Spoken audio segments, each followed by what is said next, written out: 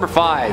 Nephilim. This one I can get behind for sure. How the pyramids were built still baffles me, and reading all about these things at least makes my brain relax for a second. The giants. The talls, the long neck people, the Nephilim. Again, never been a Bible guy myself, so no judgment if you say all this happened, but I'm just catching up on all this stuff. But in short, the Nephilim were like the offspring of angels and human women, according to Genesis 6:1-4 and Jude. The Nephilim are also mentioned in Numbers 13:33, but it is likely that by this time in Israel's history, Nephilim was used as a term for a tall, intimidating peoples. It's plausible that the Nephilim were both half angels and half giants, making them absolutely huge and absolutely super strong. The Nephilim were the children of the sons of gods and daughters of men, and Christian scholars have theorized that the sons of gods were actually these demonic fallen angels who reproduced with women. Being the offspring of partial angelic heredity, the Nephilim were considered mighty men who are of old the men of renown. The ancients. These people were huge, claiming that they were like 5 times the size of an average man. In the Hebrew Bible, a group of mysterious beings or people of unusually large size and length who lived both before and after the flood were called Nephilimus, sometimes translated to giants. Even the fallen ones from the Hebrew Nephil, meaning to fall. Seems like these people were writing about similar stuff, huh?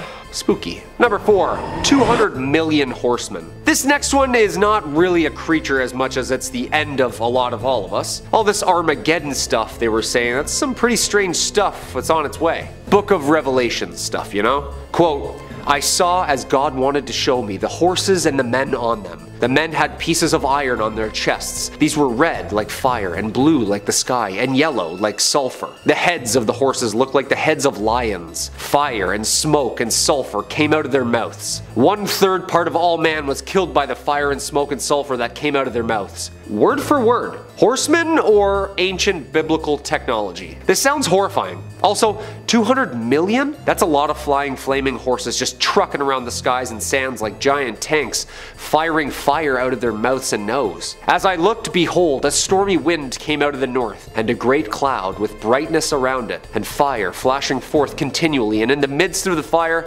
as it were gleaming metal. And from the midst of all this came likeness of 4 living creatures, and this was their appearance. They had a human likeness." Okay. You put a Baja hoodie on me at a Dave Matthews concert and hear me saying all that stuff, you probably just think I'm some sci-fi stoner.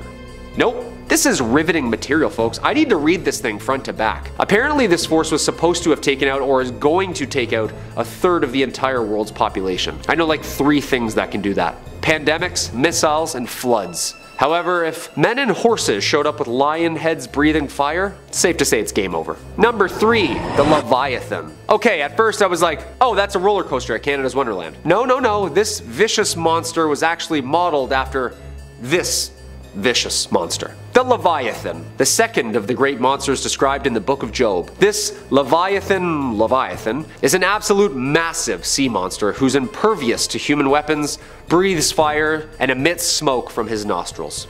So this is a Zelda boss for sure. The Leviathan is probably related to another ancient monster called Lotan, a 7-headed giant serpent who represents primeval chaos, as with pretty much every other biblical creature does. Hey, these things aren't meant to be cute and fuzzy. There's some less exciting theories that insist the Leviathan is just a dramatic interpretation of a crocodile or anaconda or maybe a plesiosaur, resembling something like the Loch Ness Monster. But that doesn't explain the breathing fire thing, or the size. Was this giant sea snake a water dragon? Because apparently it's like 300 miles long. Yeah, terrifying. Scary thing now is many different religions and cultures have their own version of the Leviathan. Tiamat, Hydra, Jormungandr. Maybe this thing was just hunted into extinction. I don't know. What do you think? Number 2, Archangel Michael. It is said that the angels are not humans, but creatures made from God's creation. I've also seen what the Bible describes angels looking like, and it's not handsome people with wings. Apparently a lot of these things, people really couldn't even describe what they were seeing in front of them. But we'll get to what these things look like in a minute. Of those creatures, Satan, aka Lucifer, is one. The one.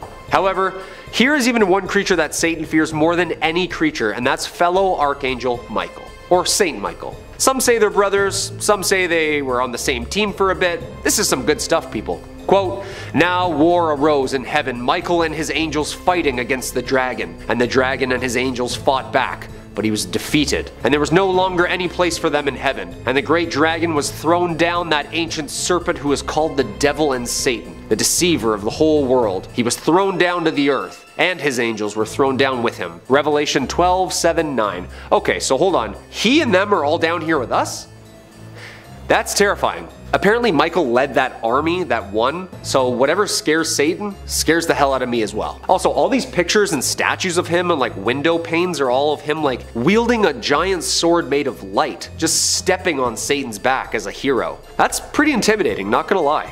And coming in at the #1 spot, Ophanim. Okay, so what angels actually looked like apparently was like giant geometrical feathers with eyes and a consciousness. Some had horns, some had hooves, lots of gold and metal colors. This next thing doesn't even make sense to my brain. I feel like this is an anthill trying to understand an iPhone. Quote, "As I looked at the living creatures, I saw a wheel on the ground beside each creature with its 4 faces. This was the appearance and structure of the wheels. They sparked like topaz, and all 4 looked alike. Each appeared to be made like a wheel, intersecting a wheel. As they moved, they would go in any one of the 4 directions the creatures were faced. The wheels did not change direction as the creatures went. Their rims were high and awesome, and all 4 rims were full of eyes all around." Ezekiel 1:15-18.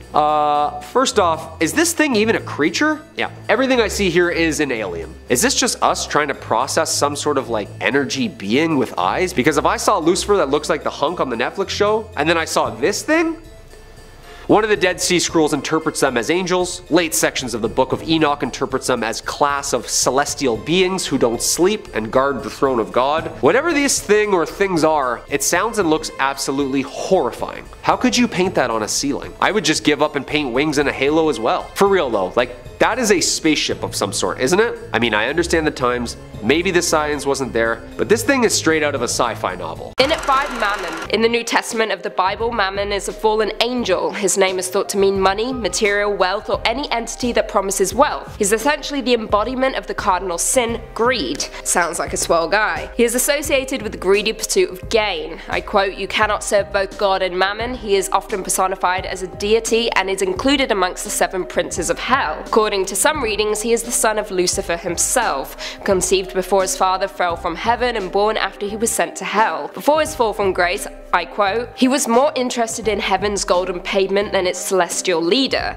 From the underworld he comes up with schemes to manipulate humans into adding to his fortune. He is supposedly so powerful that innocent humans can be corrupted by him, adding to his treasures and fortunes instead of virtues that they can carry up to heaven." In at 4, Abaddon. Abaddon is known as the angel of the bottomless pit, one of the many fallen angels we have on our list. In the New Testament book of Revelation, they are described as the king of an army of locusts, as well as Destroyer, the angel of the abyss. As the king of locusts, he has an army resembling horses with crowned human faces, women's hair, lion's teeth, wings, iron breastplates, and a scorpion stinger.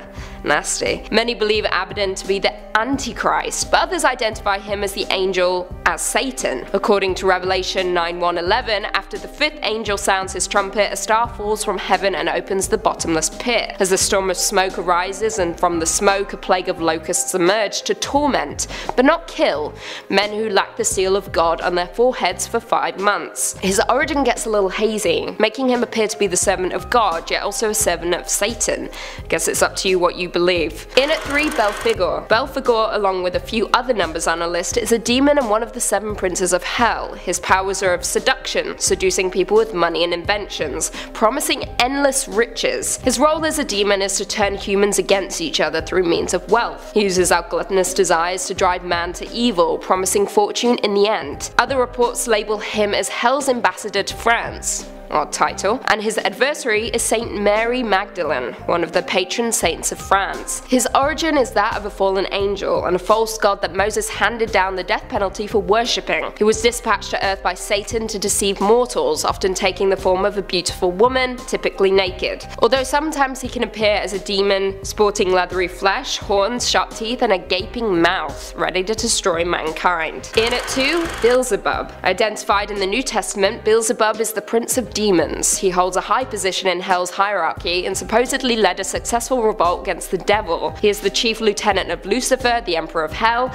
and is often placed among the three most prominent fallen angels, the others being Lucifer and Leviathan. He is capable of flying, which is the worst, and is known as the Lord of the Fires or the Lord of the Flies. Beelzebub is rumored to be responsible for many demonic possessions throughout history. One of the most famous is the possession of Annalise Michel, a teenager who was diagnosed with epilepsy before a number of exorcisms were later performed, eventually resulting in her death. Beelzebub was also believed to be sowing his influence in Salem, Massachusetts. His name was repeatedly mentioned during the Salem witch trials. And finally, in at number 1, Lucifer. In classical mythology, Lucifer, meaning the bringer of light, was the name of the planet Venus, though in many cases Lucifer was represented as a winged child pouring light from a jar, or even a man bearing a torch. Now in Christianity, as we know, Lucifer became so obsessed with his own beauty and intelligence that he began to desire the honor and power that belonged to God, corrupting him and forcing God to cast him down to the underworld. It is also noted that once he was cast down, he changed his name from Lucifer to Satan, meaning adversary, and following the second coming of Christ, he was bound to the pits of hell during the 1,000-year millennial kingdom over which Christ ruled. All in all, Satan is widely known as the devil himself, an evil entity that seduces humans into sin. He possesses power over the fallen world and a host of various demons. In Judaism, Satan is regarded as an agent subservient to God. There is no answer to whether Lucifer and Satan are two separate entities or whether Lucifer's fall from heaven created Satan, but an examination of several passages reveals that he can be none other than Satan, the devil himself. Coming in at number 4, we have Legion. Perhaps the most haunting story in the New Testament is that of Legion. He lived among the dead deep within the tombs, appearing not much more alive than a corpse. At night, the townspeople would hear his screams and avoid the man said to be possessed by the unclean spirits, also known as demons. No longer could they control him, he kept breaking loose from the chains that bound him at his wrists and ankles. Night and day he wandered the wild while cutting his own flesh with sharp stones and shrieking in agony. One day while traveling along the lake to the region of the Gerasenes, Jesus gets out of his boat and is abrasively approached by the man of no name. Dropping to his knees before him, the man begs Jesus not to torture him, for the Lord had commanded the evil spirits to emerge. Jesus then asked, "What is your name?" to which the possessed man replied, "My name is Legion, for we are many." Fearing that they would be cast away into the abyss, the many demons that possessed the man asked to be sent along the pigs in the nearby hillside. Jesus granted the demons permission, and off they went to the thousands of pigs. Now possessed by the evil spirits, the herd plunged to their death and were drowned in the lake below. This man was finally free from the legion of demons. Coming in at number 3 is Berith or Baal-Berith. In Christian demonology, this demon is considered the chief secretary of the underworld or Great Duke of Hell. This high-ranking official is often seen as the same as Beelzebub in some theories, but in this context they're not to be confused. His name apparently means God of the Covenant, so if any demons in hell need paperwork signed, Berith is the guy to get the job done. He's often depicted as a demonic soldier riding a red horse and sporting a golden crown upon his head. In other grimoires, his skin is also red. This demon is known for manipulating and tempting men to commit heinous acts, like blasphemy and murder. Berith is also said to be one of the demons who possessed a nun in the famous Louviere's exorcism case. Coming in at number 2, we have Adrammelech, known as the Fire King. The name Adrammelech only appears in the Old Testament twice, but his stories pack a mean punch, especially with children. The first time he's mentioned, he's regarded as the son of the Assyrian king. He ends up murdering his father in cold blood while in the temple worshipping his idol. The worst part is that this story is relatively tame compared to the next time we see the name Adrammelech. In the Book of Kings, he's mentioned as being a sun god worshipped by the Sepharvites, who were sacrificing in his honor by burning them alive, hence the Fire King nickname. Adrammelech is often depicted with the torso of a man, the head of a mule, and the tail of a peacock. Okay, so that doesn't sound as scary as you're expecting a demon to be, but there's something unsettling about his looks. However, in other lore, he's considered Satan's stylist, so he must be doing something right. Another nickname he holds is Chancellor of Hell, which kinda reminds me of Supreme Chancellor Palpatine from Star Wars. Interestingly enough, both villains indirectly cause children to be killed. Adrammelech with the children sacrificed in his honor and manipulated Anakin with the younglings, but I digress. In Robert Silverberg's short story Basilisk, he's described as guile and mischief than Satan. In at 5, Aquil. Now there is very little known about Aquil, but what we know is that he is the demon who presides over Sundays and exists within Christian mythology. His purpose is to destroy and degrade the practice of keeping the Sabbath holy, which might not sound absolutely terrible, but if this dude possesses the wrong person, it could be bad news bears for all of us. Imagine the president, a prime minister, even one senator possessed, and suddenly we have to work 7 days a week without a single day off. Yeah. Okay, it's a stretch, but there's a reason he is at our number 5. Honestly, no one wants to work long weekends. Just saying. Also, apologies in advance if I pronounce all these names wrong. I'm not a demon. Shh. In at 4, Sergat. Now, Sergat is a minor demon referenced in the grimoire of Pope Honorius, but this does not diminish the fact that he is straight up evil. He is listed as, I quote, Sergat who opens all locks, and his opposite is actually our previous number, Aquil. So before we even get into this demon, we should discuss how many demons are actually mentioned in the Great Grimoire of Honorius. Who was he? Historians aren't even sure, but they do think that he was Honorius III, who was the Pope from 1216 to 1227. Now, no one is quite sure if he wrote the book or not, but he is famous among popes for deliberately conducting ceremonies to summon demons so he could banish the demons back down to hell. A little odd. This dude does not mess around. Now, how does Sergat come into play? Well, as previously mentioned, he makes appearances in the Grimoire of Honorius, and he is incredibly deceptive and cunning, making him one of the most terrifying demons throughout history. And in the Bible. Yeah, he's there too. Now, as quoted before, this dude is known as the one who opens all locks, which essentially means he is capable of understanding and opening any and all locks in the entire world, making it almost impossible to escape him or conceal yourself from him. When someone becomes Sergat's target, he relentlessly pursues them no matter how hard they try to escape, and once he reaches his victims, he frightens them by presenting them with images that result in them going mad. Yikes,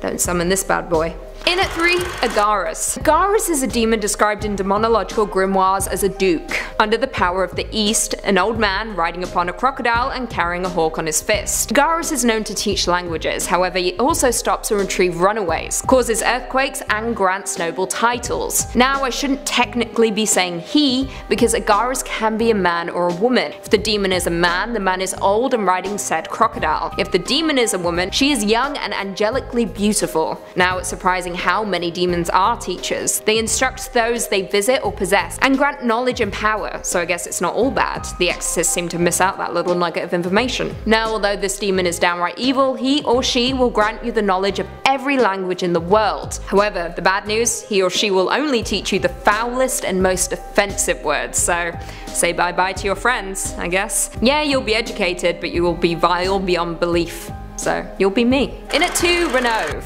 In demonology, Renove is described as a Marquis and the Great Earl of Hell, hence why he is number 2 on our list. This dude commands 20 legions of demons, making him one of the most notorious demons throughout history, one that you certainly don't want to be messing around with. Now, what makes him quite the enigma is that yes, he's awful, the worst, but he's also somewhat of a scholar. He teaches art, rhetoric languages, and gives loyal servants the favour of friends and foes. Now, you may be familiar with this demon, as he is the one who wrote How to Win Friends and Influence People, which is horrible enough, but what makes this demon truly terrible is that he is the taker of old souls. Basically, this means anyone who is older looking, or looks a little under the weather, Renove will claim them. Also, pets are not immune to this. He will kill them too. Your best option is just to steer clear of all your elderly relatives, and consider getting a new, younger looking pet.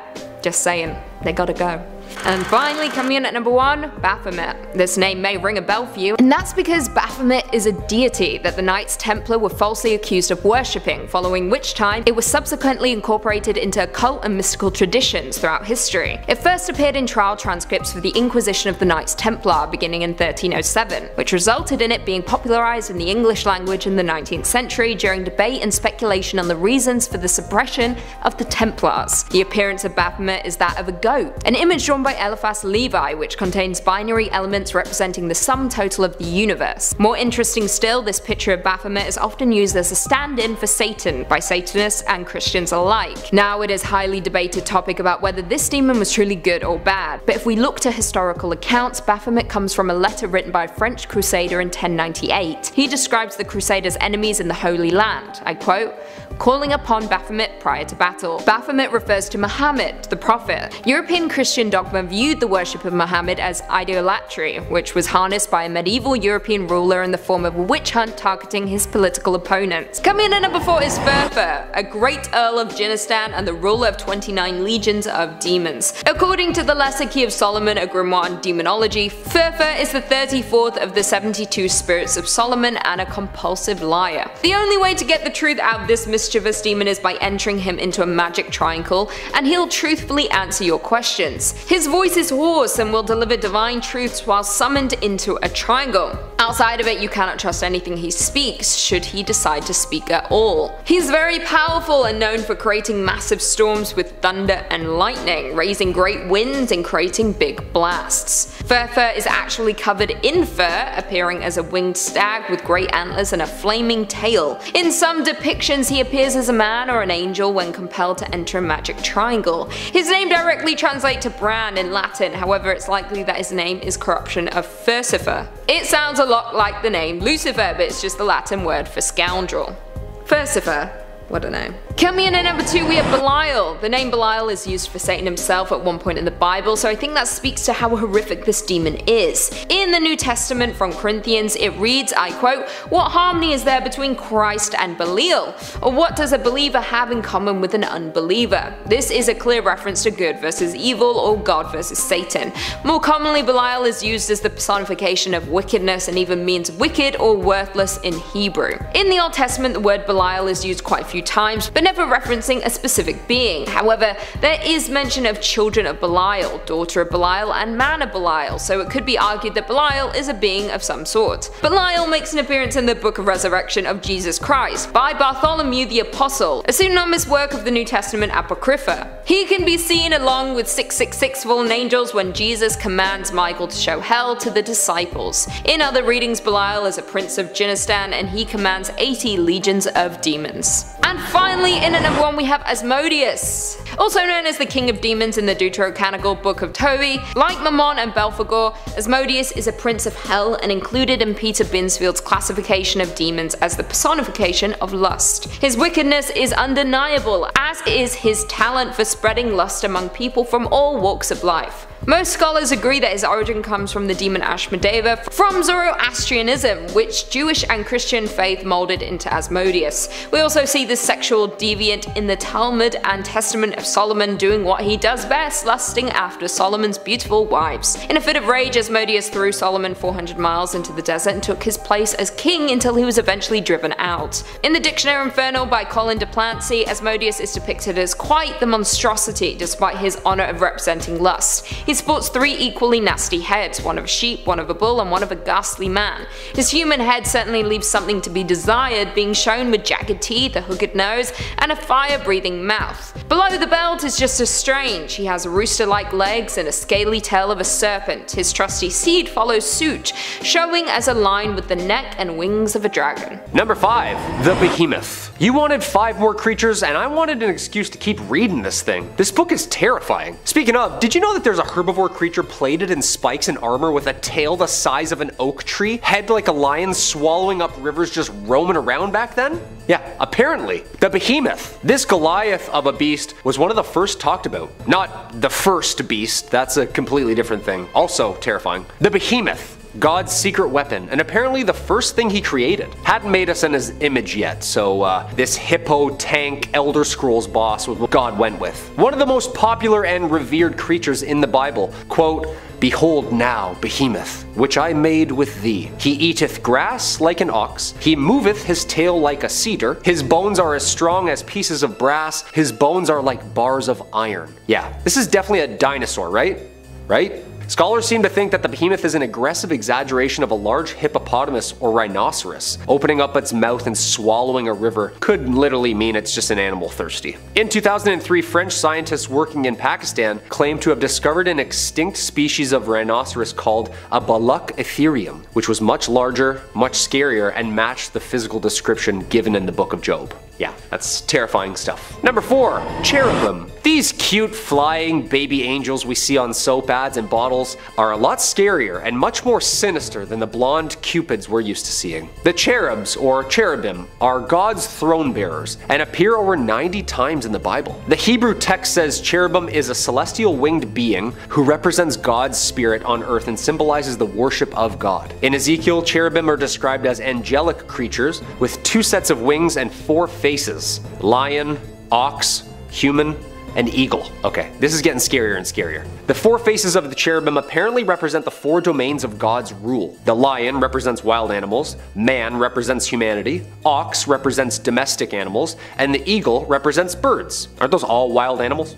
I don't know. The cherubim appear in several texts of the Bible, including Genesis, Ezekiel, Kings, and Revelation. Yeah, so lots of people were seeing these things, and they all kind of sound somewhat the same. They all oddly say 4 faces. Like every which way they turned, they could see a face. Some say, quote, they move quickly, using a wheel within a wheel, and their wings cover their body. Question, what's with all the wheels? People just like looking up into the sky all day must have had like severe floaters in their eyes, because a wheel and a cute baby angel thing look completely different, no? A conjoined wingspan of the 4 cherubim are described as forming a divine chariot, the so-called mercy seat of the Ark of the Covenant. 2 cherubim make the ark and form a space through which Yahweh would appear in Ezekiel's visions. The status of the cherubim are a sort of vehicle for Yahweh in the book of Samuel. So in a sense, they're kind of God's messengers, you know, bringing things up and down from him and to him, including him.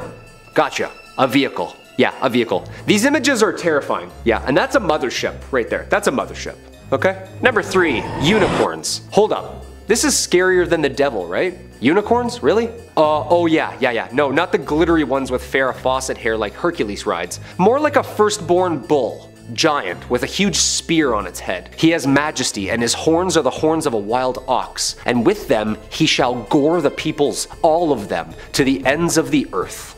Okay, yeah, that's really aggressive. I guess unicorns were a little bit scarier in the Bible, huh? A couple times these things are brought up too. It seems like a lot of people were seeing these. Yeah, I'd say a hunk in a suit on a television series is much less scary than a monster horse goring you to death. A ram is mentioned 9 times in the Hebrew Bible. It's been translated to unicorn in the King James Version, and some translations as oryx, which was seen as a wild ox or rhinoceros. Quote, and the unicorn shall come down with them, and the bullocks with the bulls, and their land shall be soaked with blood, and their dust made fat with fatness. Yeah, harsh. I mean, rhinos and other single-horned animals do this.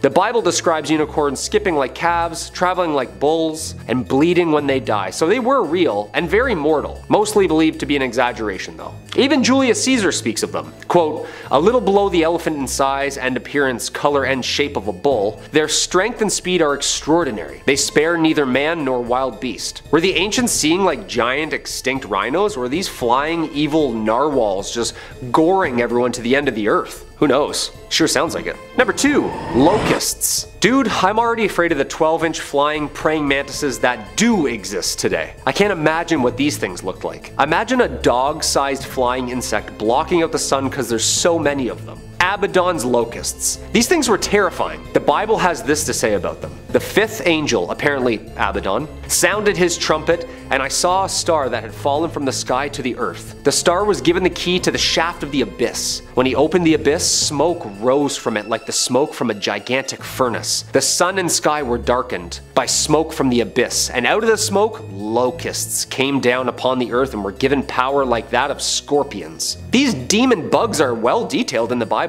They're described as, quote, horse-like creatures preparing for battle, adorned with crowns of gold above their head. Their face is like a man, but woman's hair with lion's teeth. Their body was locust-like, covered with iron breastplates. They have scorpion-like stings on their tails and razor-sharp claws, and the sound of their army will be like 1,000,000 horses marching to the battlefield. Dude, that's a locust?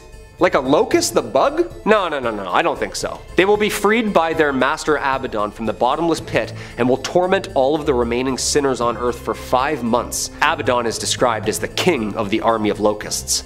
Yeah, guy's really into bugs. Yeah, that's like some Fear Factor stuff right there. Just like 1,000,000 bugs swarming you?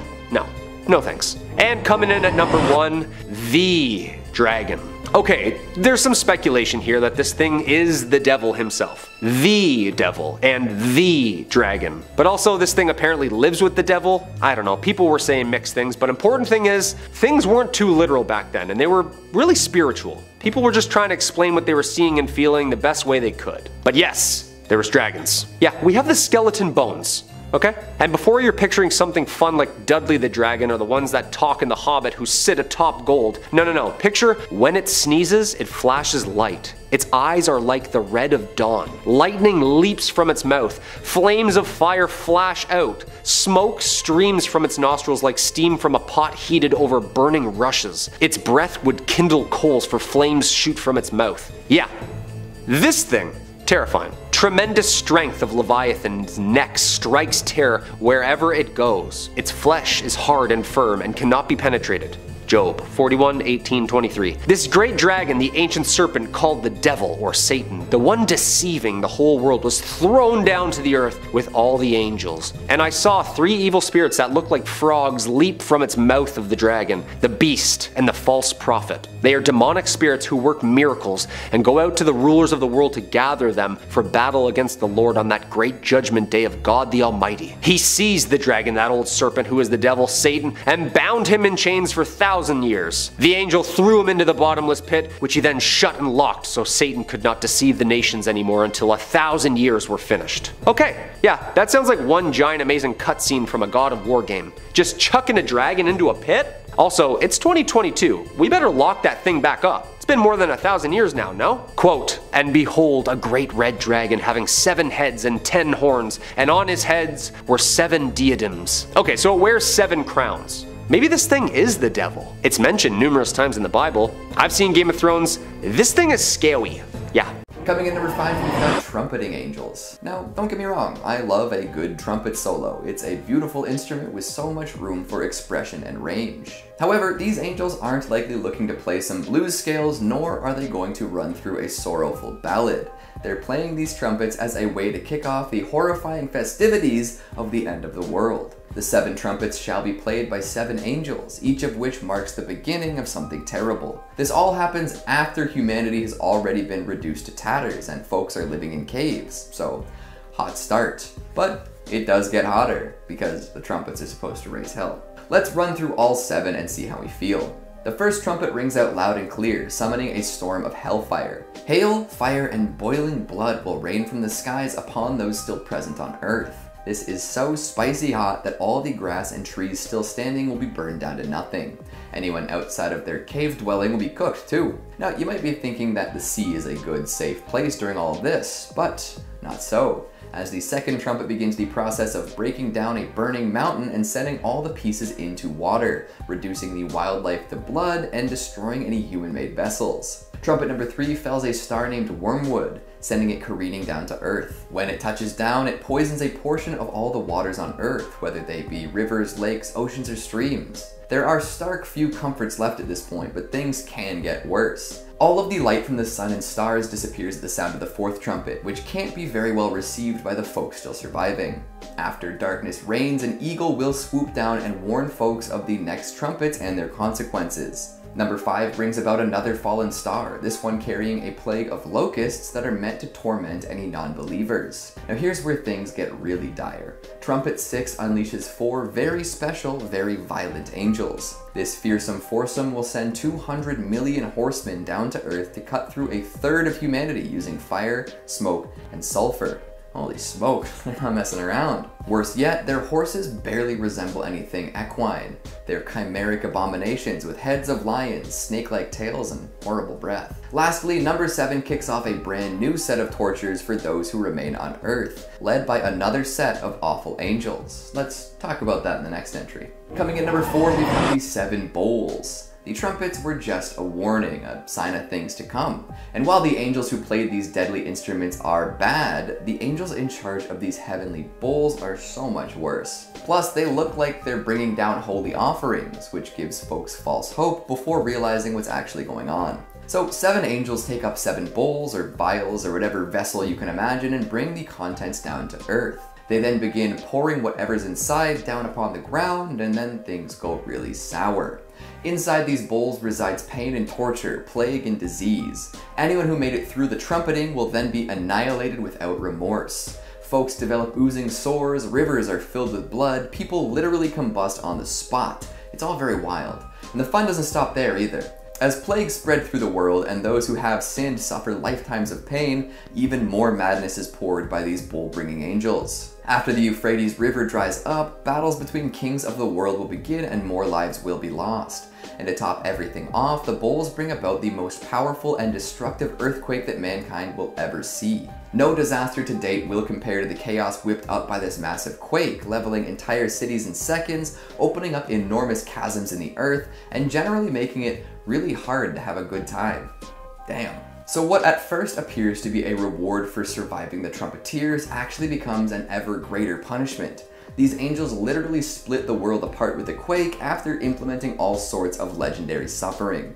Jeez Louise, I thought these guys were supposed to protect and watch over humanity, not absolutely annihilate everyone. Coming in number 3, we've got the false prophet. Whether this is actually an angel or not is a point of contention, but I believe that this presence is employed by the heavens regardless, so we'll allow it. This beastly brute will arrive just in time to sway the hearts of weaker humans, and then condemn them for falling to his trickery. During the divine trumpet solo, a horrifying beast will emerge from the sea, killing many. However, the beast will be injured after this. Once that is complete, the false prophet will rise. This entity will force anyone around to worship the first beast, causing them to be branded with the mark of the beast, or 666. Any who comply will be damned, of course, and will also suffer immensely once the plagues from the bowls rain down. But really, did any mortal have a choice in the matter? The beast from the sea is powerful enough to frighten anyone into submission, so what else are they supposed to do? During a rain of hellfire like that, there's not too much in terms of rational thinking or hope. I suppose it's a test to see if those who are truly devoted to God are ready to simply die with the knowledge that they'll be saved. But still, that is a hardcore trust test. Coming in number 2, we've got the of Babylon. Another questionably angelic figure, but one who appears nonetheless. As chaos reigns around the world, the whore of Babylon will descend upon humanity riding a beast with 7 heads and 10 horns. She will be drunk on the blood of martyrs and saints and looking for a good time. And by good time, I do mean blood. This is interesting, as this particular figure seems to be representative of a political movement at the time. Scholars often accept her as a symbol for Rome, with 7 heads representing the 7 hills of Rome and the 10 horns standing in for the 10 emperors who seem to be pushing for a less Christian world. So even if this promiscuous beast rider wasn't an angel from heaven herself, she represented something that God would have abhorred. And in being a symbol to rally against and hate, this Babylonian beauty probably steered folks back in the direction those at the church appreciated. Interesting, right? Coming in number 4, we've got Chakidri. Now, instead of listing off 5 specific individual angels, we'll bring in a new group for this one, the Chakidri. Sounds kind of funny, but they're serious business. In some of our earlier angelic videos this year, we discussed the classifications of angels a little bit and found out about all sorts of interesting creatures. Gone was the idea that angels had to be glorious humanoid figures descending from above the clouds to play beautiful tunes upon harps. Angels could be chimeric abominations, too hideous for humans to lay eyes upon. That is just the case with the Chakidri.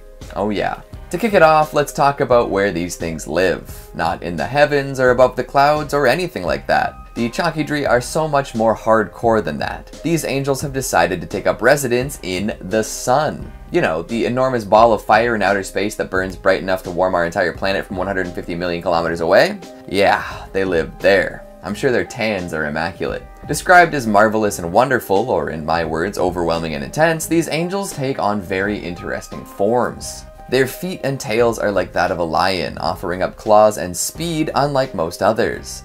Something, everything the light touches is ours, right, Simba? Well, that's only partially true, because the Chakidri also have heads like crocodiles, adding in a new measure of deadliness previously unheard of. They're 900 measures in size, whatever that means, and have 12 angelic wings. And for some reason, they seem to be rainbow colored. So a Technicolor lion-crocodile combo with angel wings pops out of the sun from time to time to bring heat, dew, and rays to the folks on Earth. You know what? Maybe they're not so bad after all. Coming in number 2, we've got Mastema. Known for his judgments and punishments of humans, Mastema is one scary angel. He's an arbiter, and you do well not to forget that. If Mastema gets the chance, he'll put you 6 feet under for eternity. Worse yet, he treats his whole job like a sting operation. Instead of sitting back and waiting for humans to do unholy things, he actively tempts mankind with all sorts of stuff to make them act out of turn. That's tough, huh? Like, you'd think you're living your life and then bam, Mastema tempting you with something lovely but sinful. It just doesn't seem fair, does it? But that is what this angel does, and he does it well. Some say that Mastema and Belial are the same entity, just seen from different angles, Belial being the more demonic and Mastema being more angelic. However, their actions are indeed the same, or mostly similar, from leading some of God's armies against angels, to controlling legions of demons to control and tempt humans on Earth. It's even said that Mastema was involved with the Watchers, who ended up causing that massive flood way back when. You know the story. So now Mastema is known as the tester of humans. Even after all of that chaos and mayhem, he's still trusted to do things in the name of God. And I'm not sure which is worse, damning people in the name of Satan or damning people in the name of God. I'd much rather an angel try to help people be better rather than entrapping them and seeing to it that they're sent to hell. But hey, I don't claim to understand how angels work. Coming in number 5, we've got Puriel. Not to be confused with the top tier hand sanitizer, although I wouldn't be too mad if you made that mistake. This angel does a similar job to the alcohol-based cleaning solution. He purifies and eliminates all sorts of unsavory things. Whether or not that's 99%, I can't be sure, but here we are anyway. His job is one that not many would really want to do. Puriel is the angel of punishment. One would think that once you made it to heaven, there wouldn't really be a need for that kind of thing, but apparently we're wrong. He watches over the prison in heaven, acting as the warden. Who knew? He's also responsible for examining each and every soul that makes it up to heaven after dying. During this spot check, he makes sure that the soul is pure enough to be allowed to pass through. Kinda like a TSA check at the airport, but somehow more invasive. Instead of checking your passport and your luggage and making assumptions based on your appearance and background, they're instead reaching into the depths of your soul. Talk about a cavity search, am I right? If you are fit to enter heaven, he will let you pass, although I'm not so sure you'll be the same person after an experience like that. Fail the test, and out you go. Down to hell or possibly purgatory to cavort with all sorts of other unworthy individuals. Damn, so close too. Puriel is known for being fiery and pitiless too, so don't count on just barely squeezing by. If he doesn't like what he sees, he's gonna drop you from the clouds faster than you can say bless you. Dang. Maybe he does have a lot in common with Puriel. I'm sure he eliminates 99% of potential heavenly residents. I wonder if that could have any long-term implications like hand sanitizer and antibiotics do, you know, by leaving some of the stronger unsavory bits untouched so that they get stronger and no longer be purified by that regular dose. Super bacteria, here we come. Oh man, did I just compare me and the others unworthy of heaven to bacteria? Gotta work on that self-esteem. Coming in number 4, we've got Sinkiel. Dangerously close to Sin-Kiel, this is another remorseless, unrepentant angel. Do not put yourself in her sights lest you be utterly annihilated in seconds flat. One has to wonder how an angel becomes the chief of destruction, although I wouldn't recommend asking Sinkiel anything about it. She's likely to just cash in on that title in the wildest way possible. Destruction. In addition to her first title, she also is known as the Angel of Vengeance, which works well with those predetermined traits. Destructive and vengeful seem to go hand in hand quite well. Claim revenge through destruction, destroy upon the path of vengeance. What an angel. Sinkiel does spend a good amount of time in heaven, commanding other angels, but will often be called down to earth to chastise and purify sinners. Most folks have a hard enough time being chastised by their teachers and employers. Imagine a literal angel from heaven dropping in to give you an earful. My word. Plus, the way most angels purify sinners isn't pleasant. It's not just radiant light zapping you to righteousness in the same way a UV light might disinfect buffet food. You're probably getting smoten. Straight to hell with your sinful ass. She doesn't always work alone either. Many lesser angels receive Sinkiel's orders and follow them with fervor. A whole platoon of vengeful, destructive angels on the lookout for sinners and sinner adjacents. I don't know about you folks watching at home, but I don't think too many righteous and pious people are watching top 5 scary videos. So Sinkiel should be on our list of folks to avoid at all costs, as if we could even avoid her in the first place. Oh well, I guess there's only so much you can control in life. Might as well get cleansed by the good guys in the end, right? Coming in number 3, we've got Ansiel. Working closely with Sinkiel, Ansiel is another tough cookie straight out of the clouds. With a name meaning the constrainer, one can assume that nothing good comes from being constrained. Images of prison, the inability to move, and possibly even Stockholm Syndrome are evoked, are they not? All that being said, it's tough to think that an angel who makes regular use of constraints is anyone's safe haven, unless you're a regular on a smutty roleplay blog and in that case, you do you. NCL isn't all that bad though. He's often invoked to prevent forgetfulness and stupidity, which, to be honest, we could all use a hand with from time to time. However, if someone were to rely on angelic intervention regularly to keep them in line, well, what hope did they even have in the first place? Apparently NCL is known for having a very short temper when it comes to these two traits, however, so those who need his help the most are likely to be held in contempt by him. Maybe find a new job, right? Humorless and hard to get along with, NCL is an excellent soldier. In fact, he's one of Michael's greatest warriors, which means if anyone is ever to step to him, things will end very badly for them. Watch out and try to keep tabs on stuff you're supposed to remember. If you fail at this, you could find yourself restrained, constrained, and in NCL's bad books. Coming at number 2, we've got Gabriel. Now we're talking about the big ones, the archangels. Gabriel in particular can be a real pain to deal with. The youngest of the archangels, he is known as the messenger of God. He heralds major changes and brings news from the heavens. So if you run into Gabriel, you can be assured that something monumental is about to happen. You'd better listen closely though, because he doesn't suffer fools. In fact, if he senses that you're not paying close enough attention, he might just silence you forever. That's almost what happened to Zechariah. When Gabriel descended to announce the birth of John the Baptist, Zechariah initially reacted poorly. Seeing this, Gabriel got angry. So angry that he threatened to take away Zechariah's voice. He said, "I am Gabriel. I stand in the presence of God, and I have been sent to speak to you and bring this good news. But now, because you did not believe my words, you will become mute, unable to speak until the day these things occur." Man, I can only imagine what happens when he gets into an actual argument with someone. For a being with divine powers, he sure has a short temper. Plus, as God's messenger, Gabriel is going to be the first to show up if God ever decides to call this all quits. It's more likely than you think, too. Humans are sinful and often turn to other forces these days, and in so many movies, Gabriel is the big bad guy who causes all sorts of problems for humanity. When you're the first angel to show up, you'd better believe you're going to catch a lot of folks off guard. Coming at number 4, we've got Abbasathebu. Rocking with another fallen angel here, we've got Abbasathebu. A little tougher to say and spell, but just as scary and powerful. Raunchy as all hell, too.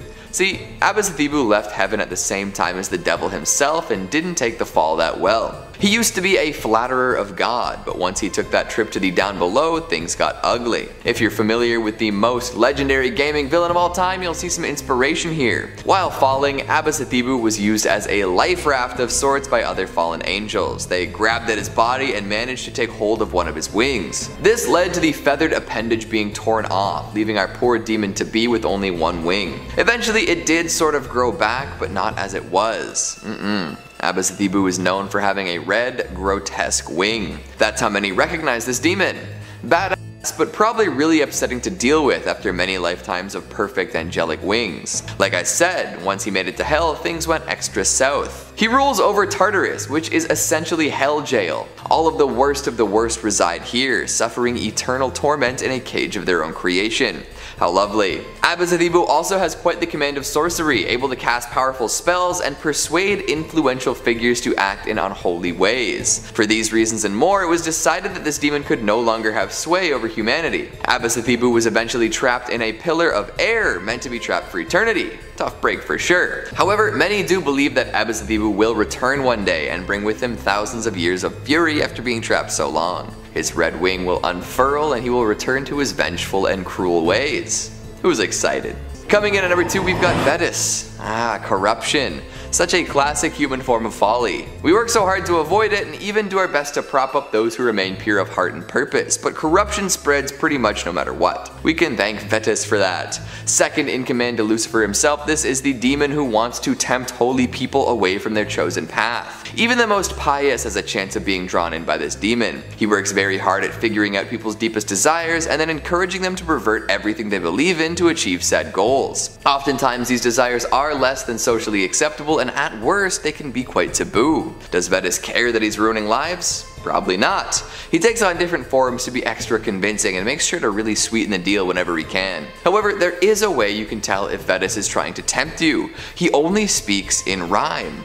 Interesting, right? Hold on, there's a form of communication that almost exclusively communicates in rhyme and tells people to act in all sorts of wild and depraved ways. Music!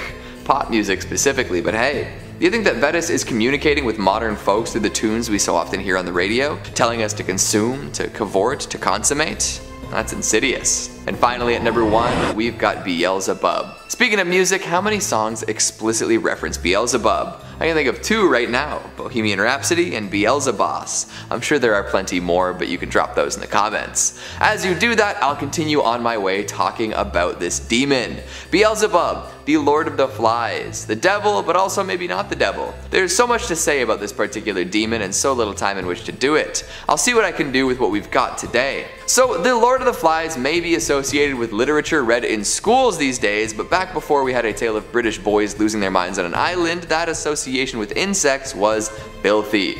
Ruling over flies meant you had domain over demonic excrement and rot. Not a good thing, right? Throughout history, people have blamed Beelzebub for all sorts of things. He was closely associated with the Salem witch trials and cited often when folks were put to death. Plus, years after that was called off, he was again referenced in many exorcisms, both infamous and unknown. All of this pales in comparison to his actual standing in hell though, where he is known as the Prince of Demons, and rules over the other basement dwellers with an iron fist. His ultimate goal is to destroy the world, and it seems as though he's been planning this for ages, tricking people into worshipping false idols, commanding other infernal beings, and sowing seeds of discontent. Nobody's doing it quite like Beelzebub. I'd recommend learning a song wicked enough to defeat the devil, otherwise you're probably ending up going down to hell with him. Coming in at number 5, we've got Astaroth. You feeling lazy lately? After a good year or so indoors, followed by some intense socialization, you probably feel like it's time to hibernate again. Fall is rapidly approaching, and with it the desire to drink hot tea and never leave the house. There are horror movies to be watched and fall recipes to be cooked, but be careful. If you use all of this as an excuse, you might be under the influence of Astaroth. Riding around on the back of a dragon and carrying a staff that sort of looks like a snake, this dude is all about laziness. Astaroth's whole deal is tempting mortals into being lazy. Once he gets them there, it's so much easier to manipulate them into bad behavior. More souls for hell, more blood for the blood god, and all that good stuff. Sounds like fun, right? That's not all he does though, although that is a pretty rough task. People are naturally inclined to laziness anyway, so being tempted into that kind of thing is the worst.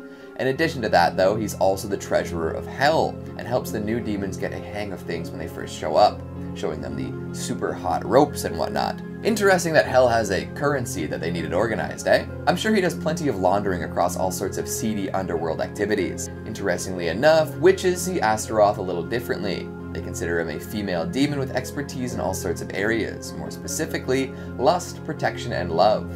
So Astaroth can be many things, but one thing is for sure, and that is Astaroth's terrible breath. That's a fun little demonic detail. In Christian lore, it appears that Astaroth also has dominion over math, and can make people invisible in their search for treasure, so Nathan Drake and Indiana Jones may have something to talk to this demon about.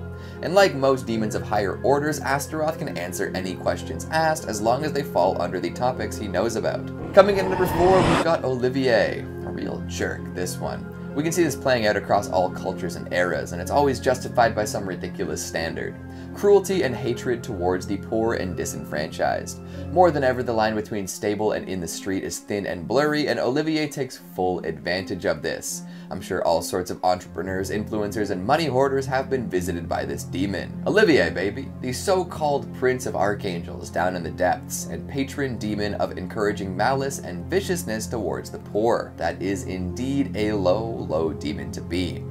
We live in a messed up world already. Why should the poor be reviled for simply being poor?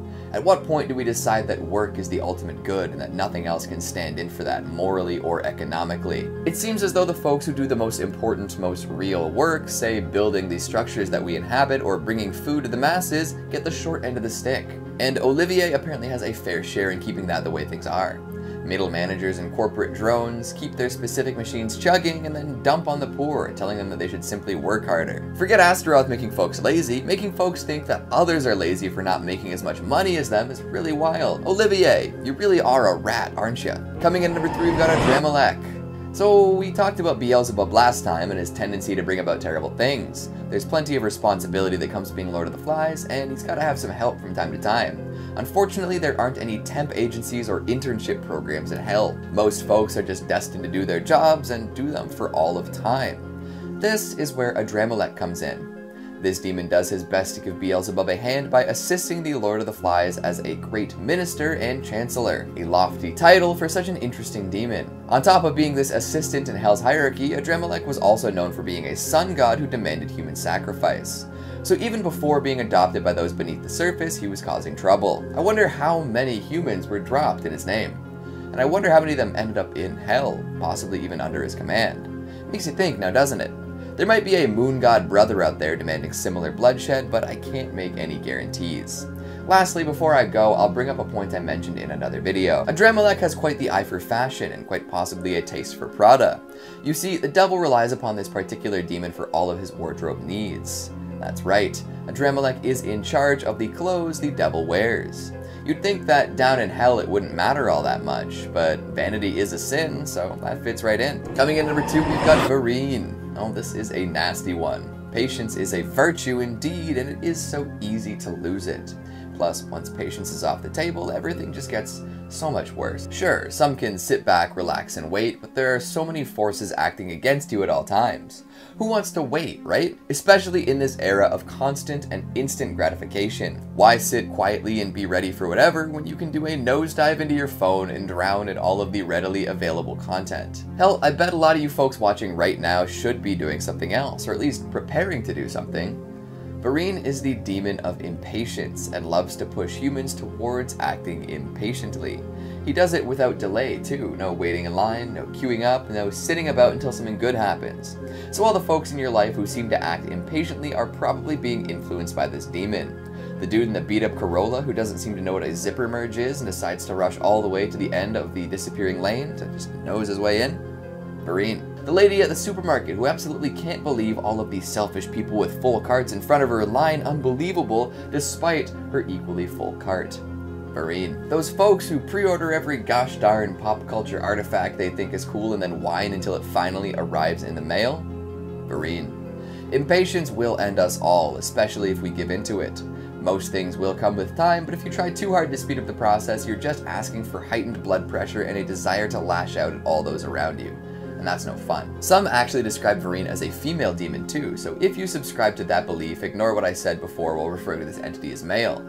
Interestingly enough, this impatient demon is mostly aligned with creation rather than destruction, which is a strange thing for a demon to do, but hey, I'm not going to claim to understand the whims and goals of each and every underworld entity. One last little tidbit before we move on to our final demon of the day, Varine was supposedly involved in a pretty large-scale possession way back in the 17th century. Yep, it possessed a whole swath of nuns, which had plenty of implications for the church and those who followed it. Fun, right? And finally, at number 1, we've got Luvart. Supposedly the only fallen angel amidst the demonic hierarchy, Luvart is often referred to as the Prince of Angels. High praise for someone so low. This demon is many things, but one that appears quite often is the idea that he presides over possessions. Luvart was even blamed for the possession of Sister Madeleine during the demonic attacks in 17th century France. A round of applause for Luvart, everyone. Jolly good show. Most would think that they'd be safe seeking refuge within the holiest of holy books, but apparently there are plenty of demons. In at number 5, Nadab and Abihu burned alive. Nadab and Abihu were brothers chosen to serve the Lord as priests due to their family having a rich pedigree. Their intensive preparation and dedication to serving God. However, when they chose to make an offering to the Lord, they did not know it would be their last. They dressed in their best robes and made their way to the altar to make an offering of incense. It was a known fact that they were forbidden to make unauthorized offerings to the Lord, and it is unknown why they ignored this warning. Once their offering was made, a flame engulfed the altar and the brothers. Onlookers watched as they were burned alive. It is said that these deaths were to show the people that there are no sins too small. The brothers should have known that the incense was an unauthorized gift. Something to keep in mind next time you light some incense in your home. Which I never do, so I'm fine. No one's burning me alive, motherfuckers.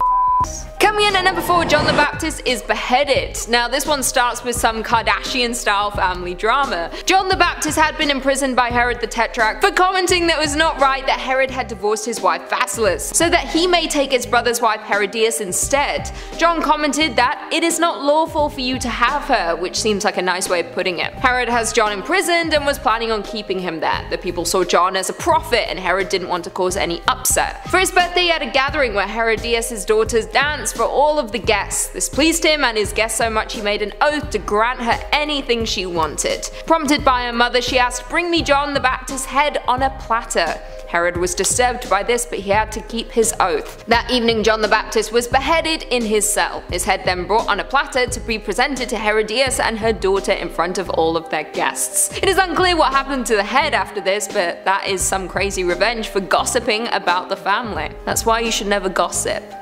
Someone might cut out your tongue. In at number 3 we have King Herod eaten alive. Here is another example of someone upsetting God and paying the ultimate price. King Herod, a different Herod from the last story, was giving a speech to his people as he usually does. On this day, however, while he was speaking, someone cried out, "The voice of God and not of a mortal." He did not refute the claim that he was a god, and it is said that he was instantly struck down by an angel. Angels are savage.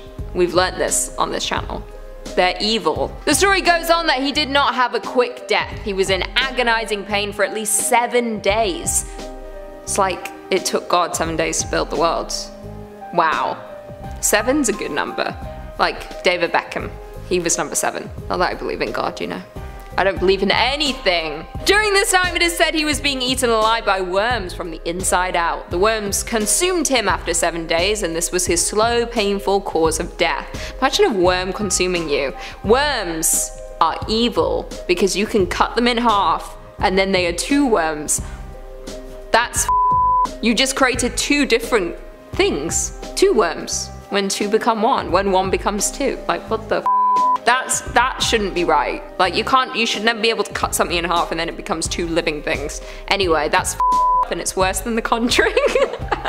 In at number 2 we have Concubine of a Levite. This story is about a Levite who is traveling with his concubine, a second-class wife. Sucks. Imagine being the second-class wife.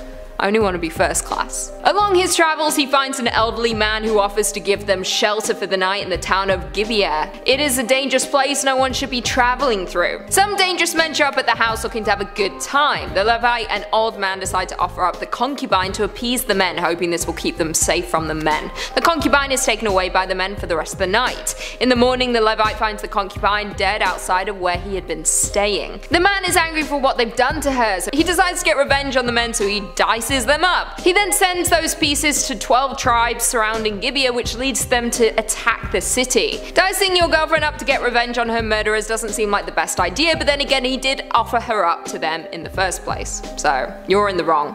You should be in The Conjuring, and I'll possess you. And finally, in at number 1 we have Ezekiel's Army of the Dead. This next one might remind you more of The Walking Dead than a Bible story. Ezekiel was brought by God to a valley that was full of bones. He walked back and forth among the bones until God asked him if these bones could once again live. God then told him to repeat a prophecy to the bones as he told him it. The bones started to move from around him. They began to form and find the other pieces of the body they had lost. Tendons and flesh appeared on them and skin covered them, but they were not breathing, they were not alive. He then told him the final words to speak, and the dead began to wake up and breathe once more. God told him that these are the people of Israel who had been killed. He was bringing them back to take their rightful place back in their land. Ezekiel then had a full undead army to take back their land which they had lost.